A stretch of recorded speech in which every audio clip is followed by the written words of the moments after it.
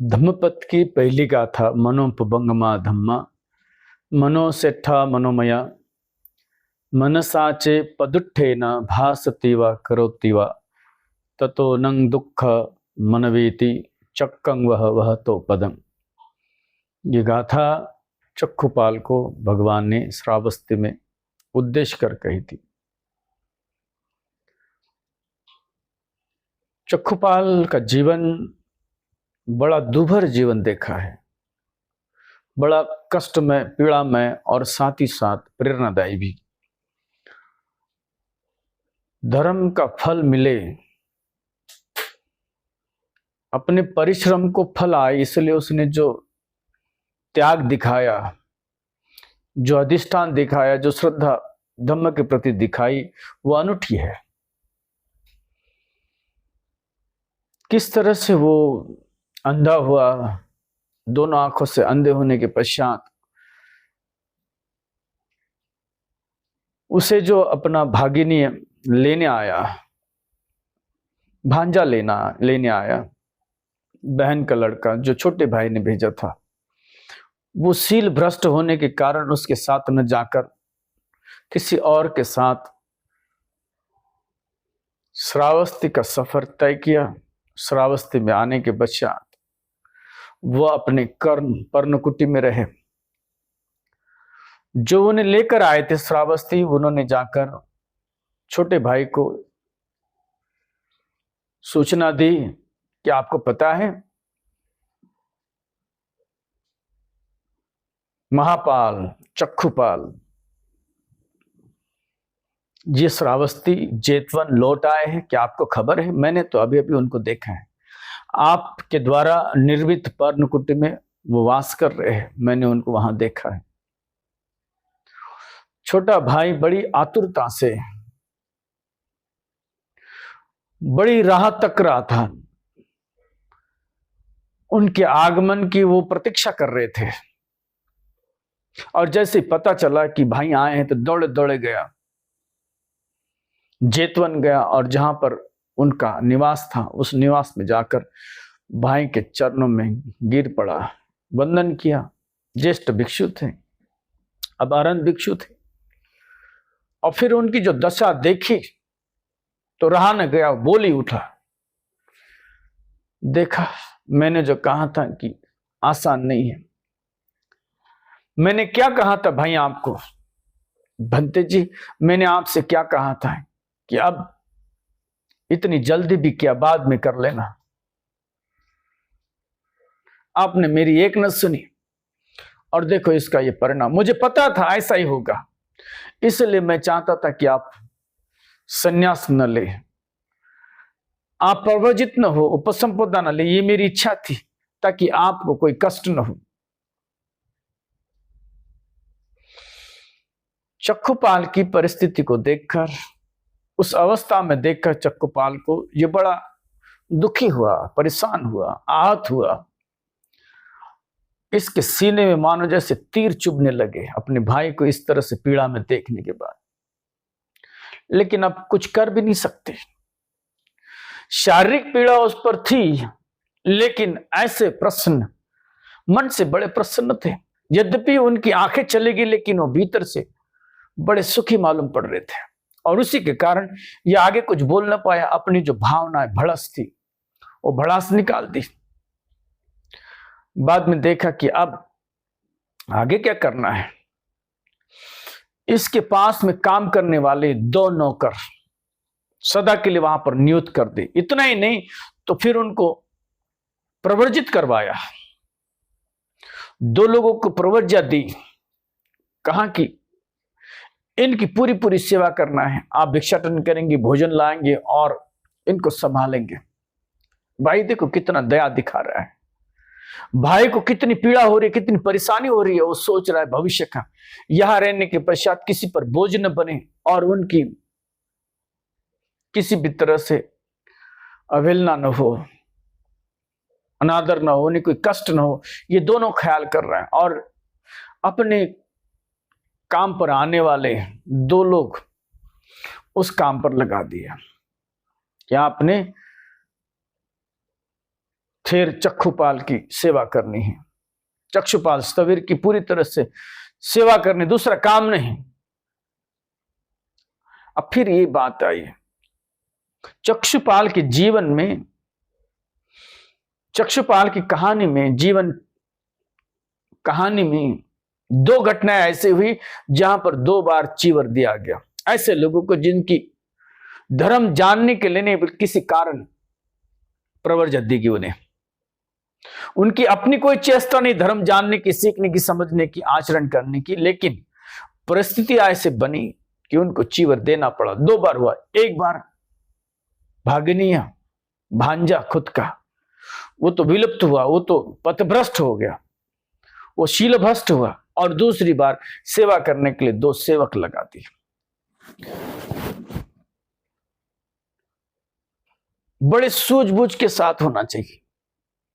यद्यपि कोई करुणा करे कि आप इस रास्ते पर, पथ पर चलो, लेकिन लेने वाले ने अपना मन, अपने भीतर की श्रद्धा अगर जाहिर हो जाए, अपना मन भी टटोले देखे और अपने भीतर श्रद्धा है ये देख ले, और फिर अगर ये काष्या वस्त्र धारण करे तो उसका फल कुछ और ही होगा, महाफल मिलेगा।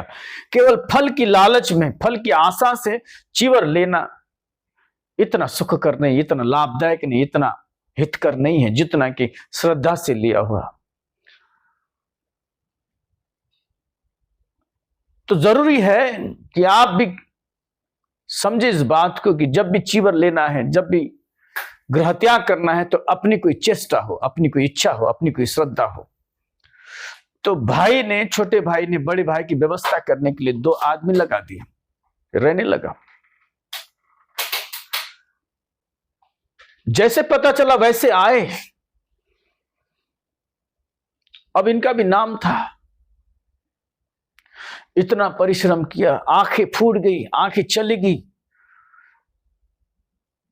फिर भी अपने मार्गों को नहीं छोड़ा, अपने ध्यान मार्गों को नहीं छोड़ा, ध्यान करते रहे, अपने अधिष्ठान को नहीं त्यागा। ये चर्चा पूरे श्रावस्ती में थी, दूर दराज तक थी। जो जो भिक्षु आते, देखते, जाते, सुनते और मन ही मन प्रसन्न होते कि देखो ऐसा भी भिक्षु है जो अपने व्रत को, अपने अधिष्ठान को पूरा करने के लिए अपनी जान की बाजी भी लगा सकते। तो उसको देखने के लिए, चक्षुपाल को देखने के लिए दूर दूर से लोग आते। उनकी प्रतिष्ठा दूर दूर तक फैली थी। वर्षावाप समाप्ति हो गई और दूर दराज से भगवान को भगवान के दर्शन करने हेतु दूर दूर से भिक्षु भी आते थे। तो ऐसा ही एक झुंड आया, ऐसा एक समूह आया भिक्षुओं का। भगवान को दर्शन करने के पश्चात जो परंपरा रही, जो ज्येष्ठ भिक्षु है, 80 भिक्षु है, उनको दर्शन करने के पश्चात उन्होंने सोचा, नाम सुना है चक्षुपाल का और वहीं रहते हैं, क्यों ना उनका भी दर्शन किया जाए, क्यों ना उन्हें भी देख लिया जाए, जो इतने पुरुषार्थ करके लौटे हैं, जिन्होंने इतना कड़ा संघर्ष किया। ऐसे भिक्षु को भी देखना चाहिए, जो भिक्षु अपनी आंखों को विनिष्ट होते हुए भी, देखते हुए भी अपने अधिष्ठान को न त्याग सके।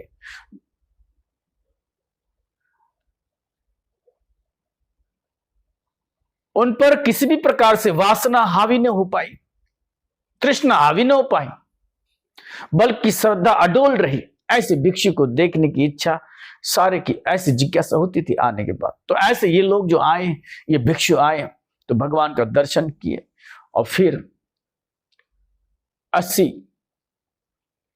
महाश्रमण थे, उनका भी दर्शन किया। और दर्शन करने के पश्चात उन्होंने सोचा कि चक्षुपाल से मुलाकात हो जाए तो बहुत अच्छा। चक्षुपाल की कुटी की ओर निकले ही थे तो तभी शाम के समय जोरों की बारिश हुई, तूफान आया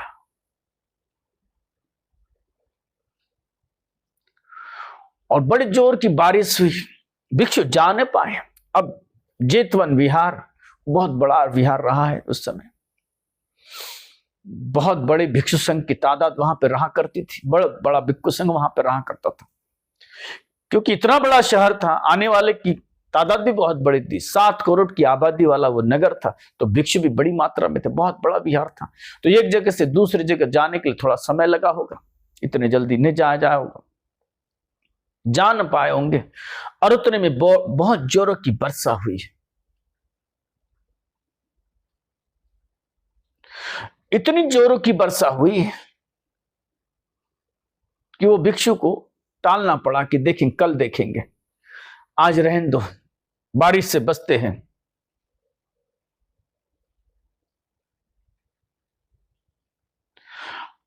और वो रुके रहे। रात भर बारिश चली, रात की पहली पहर तक बारिश चली। जैसे चक्षुपाल की दिनचर्या थी, रात की दूसरी पहर में ध्यान साधना करना, संक्रमण करना। ध्यान साधना अनेक प्रकार की होती है, केवल बैठने मात्र से ध्यान नहीं होता, बैठकर भी आप ध्यान कर सकते, अडोल रहकर। साथ ही साथ आप चल रहे तभी भी ध्यान हो सकता है। चलने का एक विशेष ध्यान है, उसको कहते हैं संक्रमण।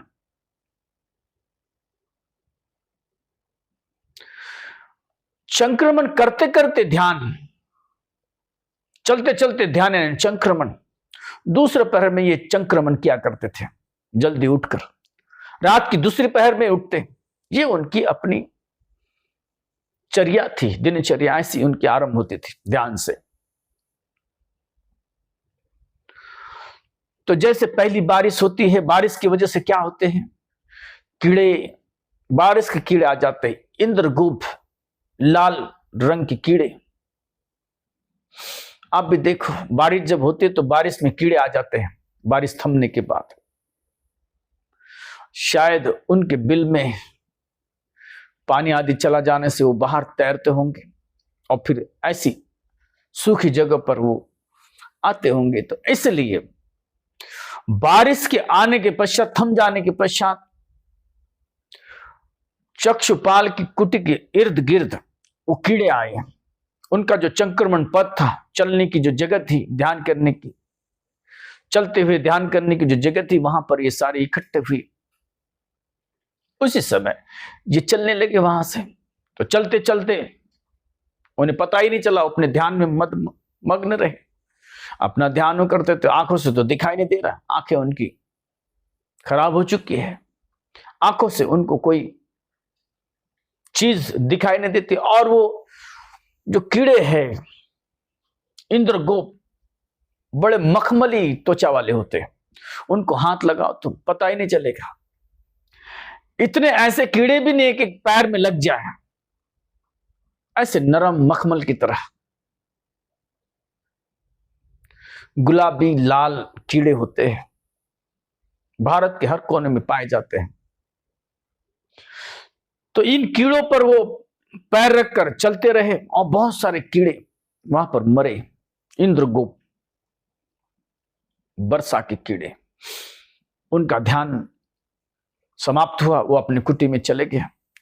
और जो भिक्षु दर्शन के लिए आना चाहते, देखना चाहते थे, उन्होंने सोचा कि चला जाए, सुबह होने के पश्चात जल्दी देखा जाए, फिर बारिश हो जाए। इसलिए वो जल्दी ही आकर कुटिया में दस्तक देने लगे। उन्होंने जल्दी ही, बहुत जल्दी, जैसे दिन निकला वैसे ही चक्षुपाल की कुटिया में दस्तक दी। और चक्षुपाल की सारी व्यवस्था करने वाले 2 सामनेर थे, जो सेवक रहे पहले, चूड़पाल के, चक्षुपाल का जो छोटा भाई थे, उसने लगवाए थे सामनेर दीक्षा देकर। तो उनकी जिम्मेदारी थी, उनका कर्तव्य था कि हर दिन झाड़ू कटका करे, साफ सफाई करे। लेकिन पहले दिन जोरों की बारिश हुई, जब बारिश हो जाती तो सारा अस्त व्यस्त हो जाता, इधर उधर पेड़, पत्तियां, टहनियां इधर उधर गिर जाती, तो इधर उधर का काम रहा होगा। तो थोड़ा दिन का आरंभ है, विलंब से हुआ होगा। तो उन लोगों के, दोनों सामनों के साफ सफाई करने से पहले ही ये जो आगंतुक भिक्षु थे दूर के, वो पहले आ चुके और उन्हें देखा बहुत सारे कीड़ों की वहां पर जान चली गई, बहुत सारे कीड़े मृत है और पैर के चलने की वजह से वो सारे इधर उधर खून और पूरी तरह से मसले हुए उन्होंने देखा। तो उनको अजीब लगा, ये कौन भला होगा यहां पर। फिर उतने में दो सामनेर भी दिखे, दो सामनेर भी वहां पर आए। तो ये पहले आए हुए थे, सामनेरों से उन्होंने पूछा, ये कौन भला है यहां पर, कौन है ये, कौन रहता है यहां पर, और इतने सारे कीड़ों की जान ले ली इन्होंने, कौन है। तब बताया, उन सामनेरों ने, नवदीक्षित सामनेरों ने चक्षुपाल के संदर्भ में कहा कि ये आंखों से अंधे हैं और वो ध्यान करते सुबह सुबह। शायद हो सकता है कि उनके संक्रमण में ये कीड़े आए हो और उनको दिखा नहीं, तो फिर उनसे वो इस तरह से लहूलुहान हुए हो, पीसे गए हो। वो बड़े क्रोधित हुए, उद्विग्न हुए, ये कैसे भिक्षु है। अनप शनप बोलने लगे, इस उम्र में जब कुछ होता नहीं तो भिक्षु बन गया, जब उम्र थी तब आया नहीं, जवानी में आना चाहिए था, अब दिखता नहीं है, आंखें फूट गई तो आता है, और पुण्य के रास्ते में चलना चाहकर भी पाप कर रहा है। ये तो रास्ता पुण्य का है, भिक्षु होना कोई आम बात नहीं है। और इतने बड़े जीवों की जान ले ली। इस तरह से कोसते हुए अपने आप में उद्विग्न होकर बुद्ध के पास गए और शिकायत करने लगे। जितने भी आगंतुक भिक्षु थे बुद्ध के पास गए, चरण वंदना की, भगवान को नमस्कार, नतमस्तक होने के पश्चात चक्षुपाल की शिकायत की। कहा कि भगवान, हम बाहर से आए हैं और बड़ी श्रद्धा से, बड़े दूर से आए हैं, नाम सुना था चक्षुपाल का, चक्षुपाल की कुटिया में गए, देखा, दर्शन तो न हो पाए, लेकिन देखा, देखकर हम परेशान रहे, हैरान हो गए।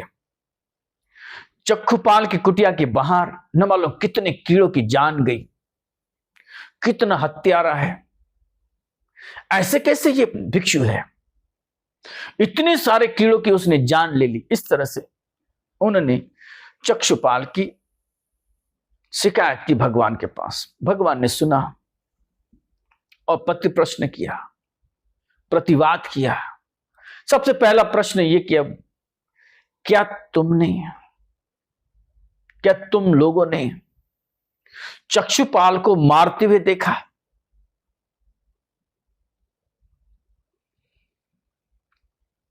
तुम जो शिकायत कर रहे हो, तुम जिस तरह से शिकायत कर रहे हो चक्षुपाल की, क्या तुम्हें ज्ञात है, तुम्हें पता है, तुमने अपने आंखों से देखा उसे मारते हुए, किस तरह से मारा, कैसे मारा? कहा कि नहीं बनते, हमने देखा नहीं। उसी तरह चक्षुपाल ने भी नहीं देखा, चक्षुपाल ने नहीं देखा कि वहां पर कीड़े हैं, उसके मन में नहीं था मारने का भाव, उसके भीतर मारने का भाव नहीं था, उसको पता ही नहीं है, उसकी आंखों ने देखा ही नहीं, उसके भीतर तो करुणा है। और वो साधारण भिक्षु नहीं है, ये भी बताया भगवान ने कि ये अरहंत भिक्षु है, ये ऐसा कर ही नहीं सकता, हो ही नहीं सकता, उसकी प्रकृति नहीं है, उसका वो धर्म नहीं है, उससे ये बात हो ही नहीं सकती, चिंतना भी नहीं कर सकता, विचार भी नहीं हो सकता कि किसी की हत्या करे। और तुम कह रहे कि हत्या की। ये सारे भिक्षु सुनकर अचरज में पड़ गए, भिक्षु अरहंत है और उसने इस तरह से कृत्य किया। और उससे भी बड़ी बात अचरज में पड़ गई वो कि अरहंत होने के बाद में उसकी आंखें कैसी चलेगी, उसको तो लाभ होना चाहिए था, अरहंत पद जब प्राप्त किया तो और भी लाभ होना चाहिए था। तब उन्होंने पति प्रश्न और किया भगवान से, भगवान जब वो इतना सिद्ध है, वो अरहंत है, तो फिर उसकी आंखें कैसे चलेगी? तब भगवान ने उसकी पूर्ण जन्म की कहानी बताई और ये गाथा कही। मनोपबंगमा धम्मा मनोसेट्ठा मनोमया मनसाचि पदुट्ठेन भासति वा करोति वा ततो नंग दुखं मनवेति चक्कं वह तो पदम। पहले पूर्व जन्म की कहानी बताई। अतीत की घटना भगवान ने उनके सामने रखी। अतीत में वाराणसी में कोई ब्रह्मदत्त नाम का राजा राज्य करता था, और उस समय एक वैद्य था, बड़ा होशियार, बड़ा निपुण, बड़ा कुशल वैद्य था। और वो वैद्य गांव गांव, कस्बे कस्बे, नगर नगर जाकर लोगों की सेवा चिकित्सा करता, लोगों की बीमारियों को ठीक करता।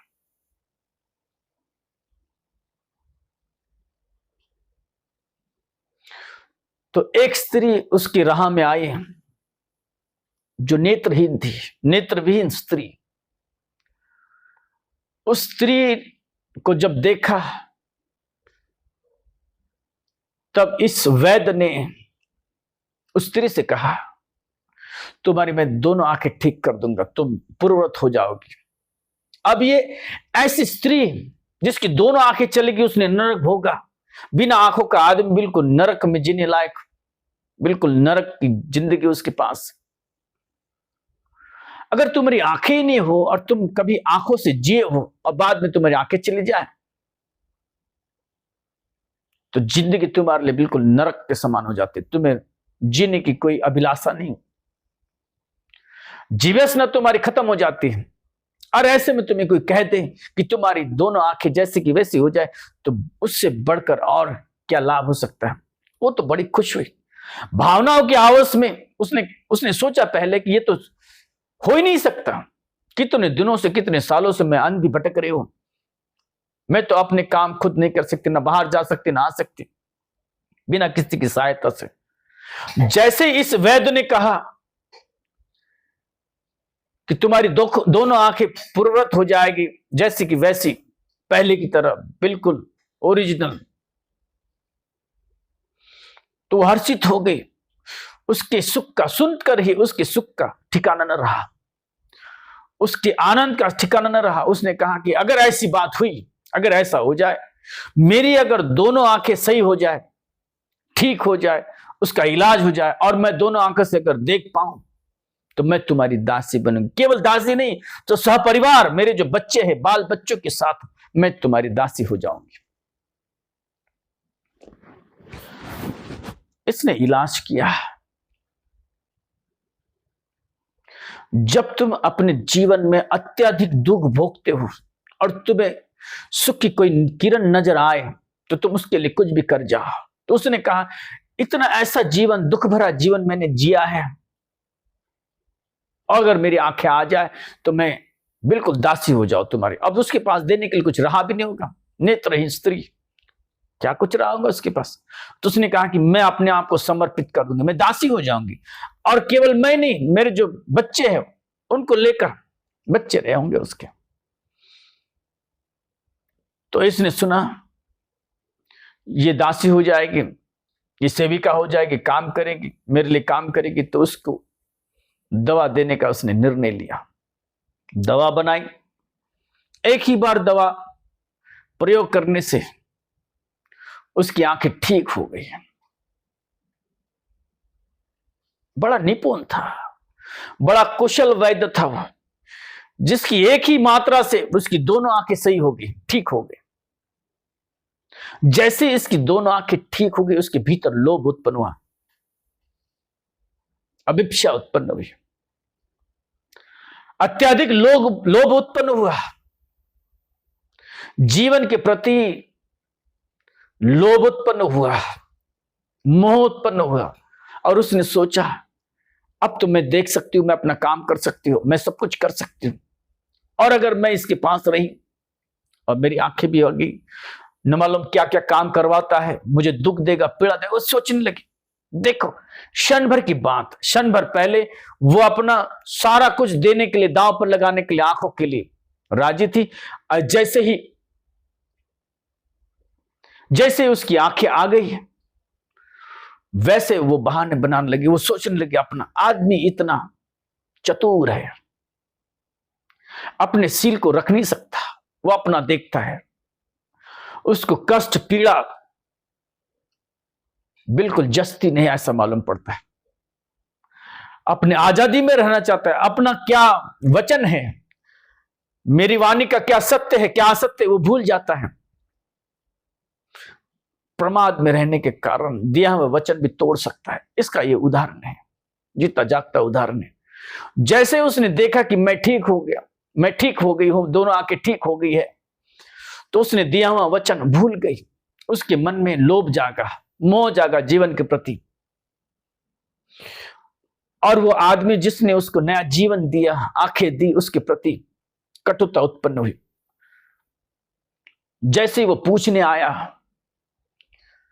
कैसा लगता है तुम्हें, बताओ क्या कह रही तुम्हारी आंखें। इसे तो पता था, क्योंकि ये साधारण वैद्य नहीं था, ये निपुण वैद्य था, कुशल वैद्य था। इसको पूरी तरह से पता है कि इसकी दोनों आंखें अब ठीक हो गई है, देख पा रही है।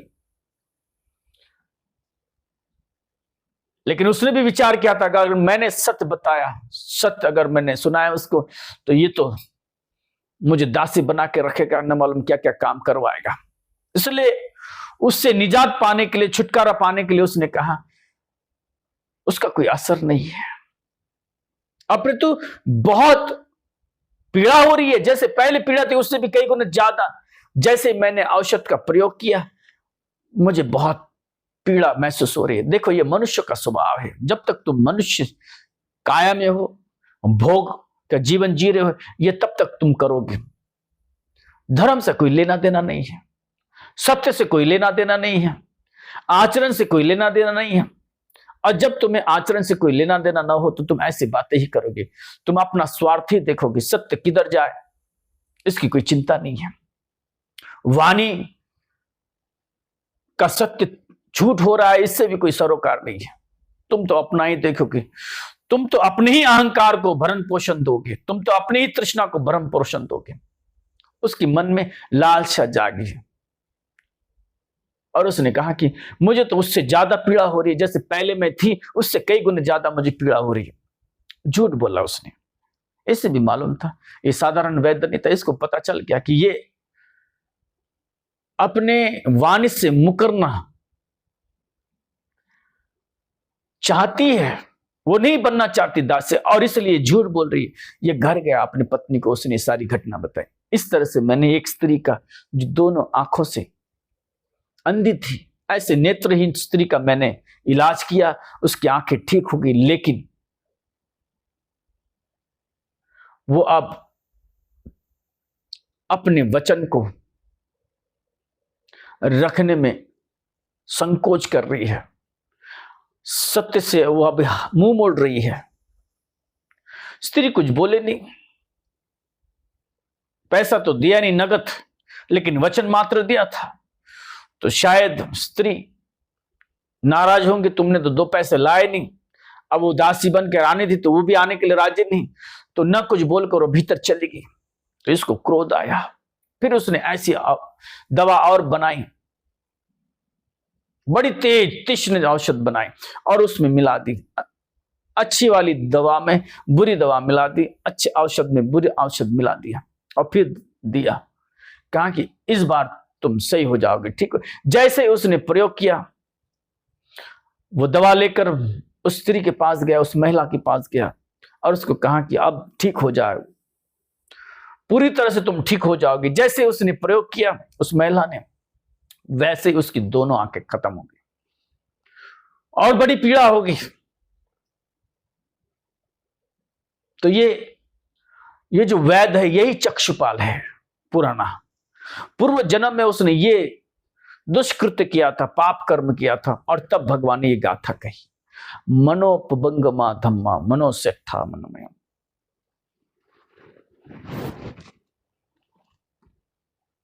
इसके मन में भी ईर्ष्या जागी, इसके मन में भी लोभ जागा।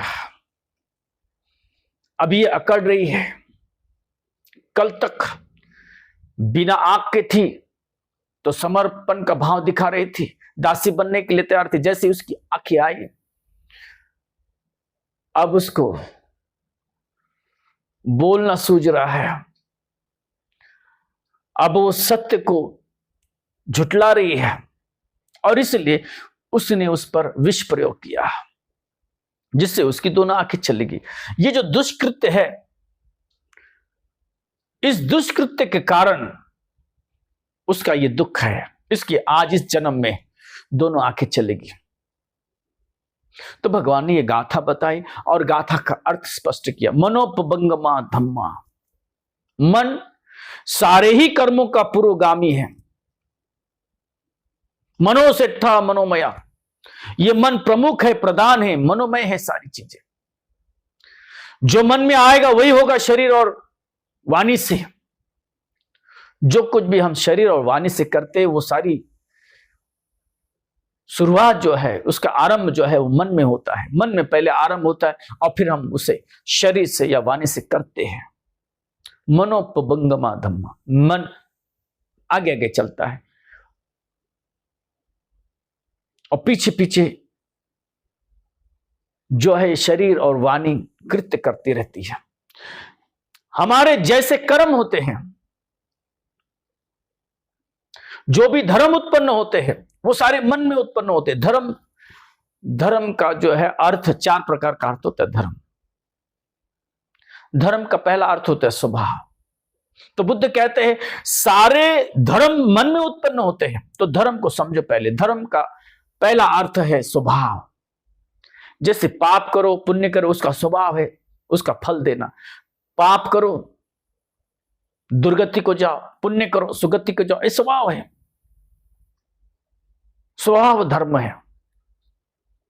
जैसे आग का स्वभाव है तप्त होना, गर्म होना, जलाना। बर्फ का स्वभाव है शीतल होना। तो ये पहले अर्थ में धर्म का अर्थ स्वभाव होता है।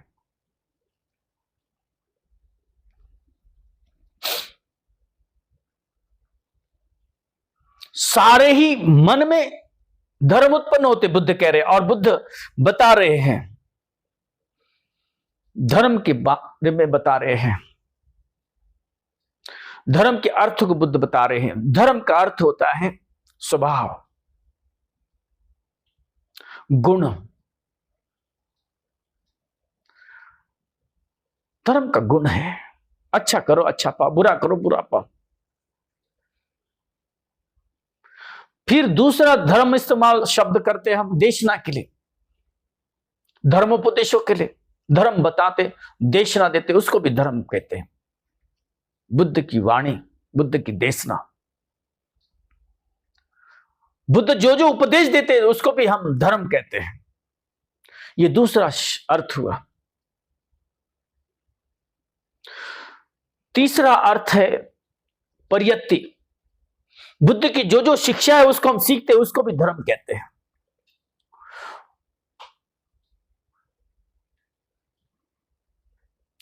और चौथा अर्थ जो है धर्म का, निसत्व भाव, अरूप भाव, जिसमें वेदना स्कंद है, संन्यास स्कंद है, संस्कार स्कंद है। वो दिखते नहीं लेकिन है, उसको भी धर्म बुद्ध ने कहा है। तो ये सारी जो चीजें हैं ये मन में पहले उत्पन्न होती है। मन में स्वभाव पहले उत्पन्न होता है और फिर वैसा करते। मनोपबंगमा धम्मा, मनोसेठा मनोमया, ये मन प्रमुख है, प्रधान है। जैसे एक हाथ गांव में चोरों का झुंड आए और लूट करके लेके जाए, अब पता चले, पूछे कौन चोर है तो उसके मुखिया के नाम से जाने जाते हैं, या फिर मुखिया आदेश देता है, वो सारे वैसे करते, चोरी को करते हैं। तो जानते हैं उस मुखिया को, उस प्रधान को, उस प्रमुख को। उसी तरह से मन प्रमुख है। जो कुछ करना है मन उसको पहले गाइड करेगा, मन निर्देश देगा, मन बताएगा, मन आदेश देगा, तभी हो पाएगी घटना। तो ये मन प्रमुख है, मन प्रधान है। मनोपबंगमा धम्मा, मनोसेठा मनोमय, ये सारा मनोमय है। जो कुछ भी हम करते हैं कहते हैं वो सारा मन से आता है, और इसलिए बुद्ध कहते हैं सब मनों में ये दुनिया बसा के रखी हमने, ये मन ने दुनिया बसा के रखी। ये एक वास्तव है कि हम दुनिया में रहते हैं, लेकिन एक दूसरा वास्तव भी है, मन ने दुनिया उत्पन्न की है। तुम्हारा मन अगर निस्तेज है, उदास है, तुम्हें बीमार जैसा मालूम पड़े, तो केवल तुम बीमार नहीं होते, सारी दुनिया तुम्हें बीमार मालूम पड़ती है। केवल तुम निस्तेज नहीं होते, सारी दुनिया तुम्हें निस्तेज मालूम पड़ती है, रुखा सुखा सा मालूम पड़ता है। ये रुखी सुखी दुनिया नहीं है, तुम भीतर से रुके सुखे हो, इसलिए तुम्हें सारी दुनिया रुखी सुखी मालूम पड़ती है। इसी भाव से मनोमय, जैसा मन है वैसा ही सारा कुछ हो जाता है। मट्टी का घड़ा, हम कहते हैं मट्टी का घड़ा, तांबे का घड़ा, पीतल का घड़ा, पीतल का बर्तन, पीतल से बना हुआ है। इसलिए दुनिया जो है ये मन बनाता है, तो ये सारा मनमय है। जहां तहां जाओ मन की माया है, मन में चलाता है ये मनोमया। मनसाचे पदुट्ठे न, जब ये मन पदुष्ट होता है, अकुशल भाव उसमें आता है, विपरीत होता है मन, और फिर ऐसे मन से बुद्ध कह रहे हैं ये सारा कुछ मनोमय है। और फिर उस मन में दुर्भावना, विकार जागे, क्लेश जागे, और फिर कुछ उस चित्त से काम हो, शारीरिक या वाचिक। मनसाचे पदुट्ठे न भासतीवा करोतिया, भाष्य करता है या कोई कार्य करता है। हमारे जीवन में 10 प्रकार की क्रिया होती है, 10 कुशल 10 अकुशल, और कोई अकुशल चित्त से कार्य करेगा तो अकुशल ही होगा। मनसाचे पदुट्ठे न भासतीवा करोतिवा ततो नंग दुखं मनवेति, ऐसे आदमी के पीछे दुख हो लेता है और उसका पीछा करता है। उपमा दी है, उदाहरण दिया है, उदाहरण बताया बुद्ध ने। बैलगाड़ी का बैल एक एक कदम आगे बढ़ेगा तो उसका जो पहिया है उसके पीछे पीछे पीछे पीछे हो लेता है। जितने कदम बैल चलेगा उतना ही पहिया उसका पीछा करेगा। उसी भांति जब आदमी विपरीत मन से कोई कार्य करता है या बोलता है तो उसके पीछे दुख हो लेता है। तो बुद्ध ने बताया कि यही कर्म है उसका, चक्षुपाल का ही कर्म रहा है। पिछले जन्म में उसने इस तरह से दुराचार किया, मन में ये भाव आया ये मेरे कोई काम में नहीं आ लिया, और फिर उस पर विष प्रयोग किया, उसकी दोनों आंखें छीन ली, उसने दोनों आंखें विनष्ट की। उस कारण उसके आज ये दोनों आंखें गई है, भुगतना तो पड़ेगा। अकुशल कर्म किए हैं तो अकुशल कर्म का ये फल हुआ। बाद में उसने त्याग किया, ध्यान किया, साधना की, उसका फल भी उसे मिला, वो निर्वाण को प्राप्त हुआ। लेकिन जो अकुशल कर्म पुराने थे उसको पूरा होना था, उससे उसको मुक्ति प्राप्त करनी थी, मुक्ति पानी थी, इसलिए इस जन्म में उसकी दोनों आंखें चली गई। ये धर्म का उपदेश सुनकर ये सारे जो भिक्षु सुन रहे थे वो गदगद हो गए, आनंदित हो गए, प्रमोदित हो गए। इस उपदेश को 30,000 भिक्षुओं ने सुना और प्रतिसंविदा के साथ ज्ञान को उपलब्ध हुई। 30,000 भिक्षु, साधारण घटना नहीं है। आज एक भिक्षु अरहंत ढूंढने से भी नहीं मिलता है, और उस समय एक ही उपदेश में 30,000 भिक्षु अरहंत पद को प्राप्त हुए। मीमांसा युक्त प्रज्ञा उनको प्राप्त हुई, संविदा प्राप्त हुई उन्हें, और वो अरहंत पद को प्राप्त कर गए। 30,000 भिक्षु, ये साधारण घटना नहीं। ऐसी घटना बार बार नहीं होती है, ऐसी घटना कब कभार होती है। तो ऐसी घटना घटित हुई। वहां जितने भी भिक्षु थे, 30,000 भिक्षु, 30,000 भिक्षुओं ने बुद्धत्व को प्राप्त किया, अरहंत पद को प्राप्त किया इस गाथाओं के साथ। ये अनूठी गाथा अपने जीवन में उसे उतारे। भगवान का मूल धर्म, भगवान का शुद्ध धर्म इस गाथा से आरंभ होता है। धम्मपद, ये बड़ा अनूठा ग्रंथ धम्मपद, ये अनूठी शिक्षा भगवान की, और इसकी ये पहली गाथा बड़े भाव विभोर से इसे सुनो, समझो। मनोपबंगमा धम्मा मनो सेठा मनोमया मनसाचे पदुट्ठे न भासतीवा करोतिवा ततो नंग दुख मनवेति चक्कं वह तपदं। इसको जानो, समझो। अकुशल कर्म करने वाला आदमी अपने कर्मों से चूकता नहीं, उसे वो वापस करना ही होगा। उसके अकुशल कर्म मुड़कर वापस आएंगे, वो पीछा नहीं छोड़ेंगे। जब तक भोगोगे नहीं उसका दुख, तब तक उससे छुटकारा नहीं है। इसलिए तुम जाग जाओ। जो भी तुम अकुशल कर्म कर रहे होंगे उसको छोड़ दो। अकुशल करना आप त्याग दो। कुशल संचय करो, पुण्य करो, पुण्य संचय करो, अपने चित्त की शुद्धि करो। ये सबसे बड़ा कुशल है। जब तुम्हारा चित्त कुशल हो जाएगा, तुम्हारे हाथ से होने वाले सारे कर्म, वाणी से होने वाले सारे कर्म सारे कुशल होंगे, सारे पुण्य का स्रोत बन जाए, अन्यथा पाप के हो सकते हैं। इसलिए जाग जाओ। ये वाणी धम्मपद की तुम्हें जगाने के लिए, तुम्हारी निद्रा तोड़ने के लिए, निद्रा से तुम उठ खड़े हो जाओ। ये अलार्म है तुम्हारे जीवन में, ये घंटी बजा रहे हैं बुद्ध तुम्हारे जीवन में। अकुशल करोगे तो तुम्हें दुख के भागीदार होना पड़ेगा, कुशल करोगे तो सुख में रहोगे। सुख प्राप्त करना अगर है तुम्हें, महासुख अगर प्राप्त करना, तो अभी काम में लग जाओ। प्रमाद को त्यागो, क्लेशों को, उपक्लेशों को त्यागो, लोभ ईर्ष्या को, अविद्या को त्यागो और अपनी स्वस्थ मुक्त करो। सबका मंगल हो, सबका कल्याण हो, सभी सुखपूर्व विहार करे, सबकी सुगति हो, सबका कल्याण हो।